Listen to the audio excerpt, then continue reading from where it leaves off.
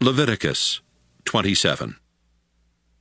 The Lord told Moses to say to the community of Israel, If you ever want to free someone who has been promised to me, you may do so by paying the following amounts, weighed according to the official standards.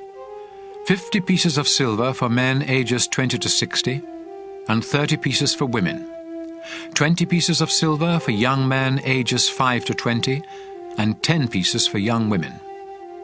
15 pieces of silver for men ages 60 and above, and 10 pieces for women.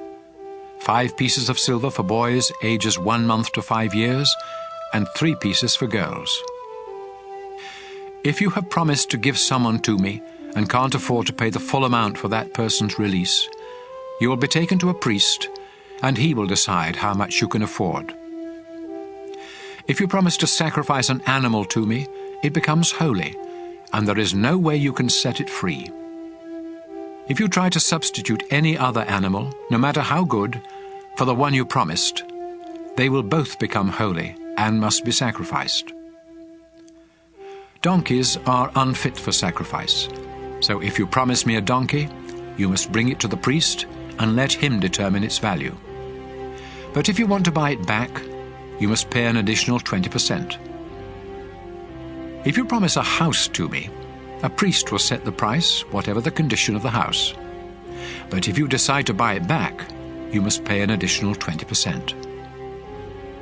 If you promise part of your family's land to me, its value must be determined by the bushels of seed needed to plant the land, and the rate will be 10 pieces of silver for every bushel of seed. If this promise is made in the year of celebration, the land will be valued at the full price.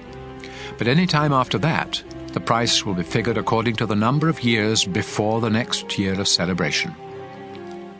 If you decide to buy back the land, you must pay the price plus an additional 20%, but you cannot buy it back once someone else has bought it.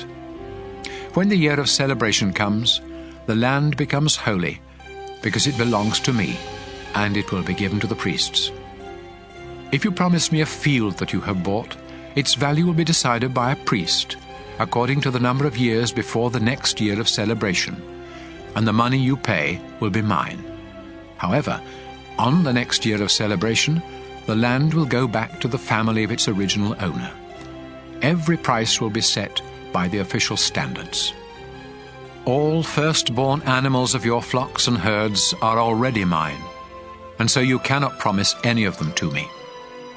If you promise me a donkey, you may buy it back by adding an additional 20% to its value.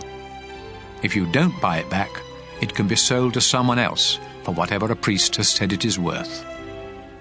Anything that you completely dedicate to me must be completely destroyed. It cannot be bought back or sold. Every person, animal, and piece of property that you dedicate completely is only for me. In fact, any humans who have been promised to me in this way must be put to death. 10% of everything you harvest is holy and belongs to me, whether it grows in your fields or on your fruit trees. If you want to buy back this part of your harvest, you may do so by paying what it is worth plus an additional 20%. When you count your flocks and herds, 1 out of 10 of every newborn animal is holy and belongs to me, no matter how good or bad it is. If you substitute one animal for another, both of them become holy, and neither can be bought back. Moses was on Mount Sinai when the Lord gave him these laws for the people of Israel.